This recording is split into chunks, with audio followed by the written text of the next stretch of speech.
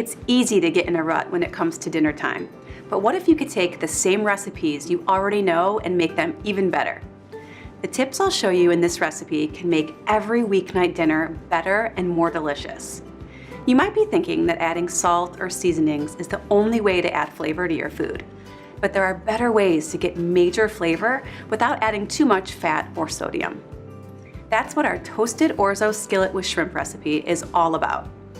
I make this recipe for my family all the time, and the simple skills like searing shrimp, sweating aromatics, and toasting orzo add deep and delicious flavor to this great everyday meal.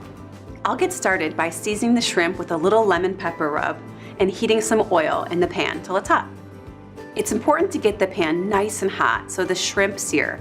Searing is a really fundamental cooking skill where you cook food, usually meat, poultry, or seafood, at a high temperature until it develops a crust.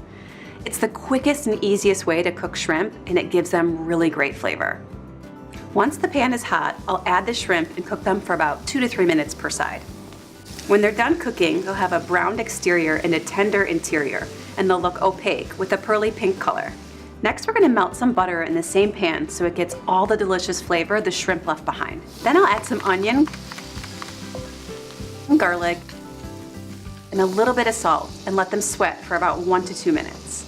Cooking these aromatics with a little fat or sweating them helps them release their flavors and moisture.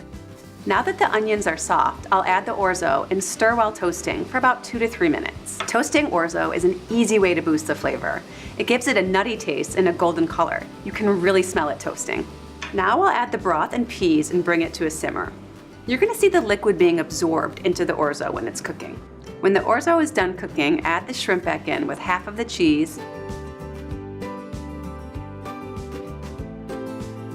and the lemon juice and stir it all together. I love how the lemon juice really brightens up this recipe and makes it taste fresh. Then finish with the remaining cheese and fresh parsley. So you can see that pairing simple ingredients with fundamental cooking skills like searing, sweating, and toasting gives this recipe great flavor. It's the perfect, easy recipe to share with your family and friends.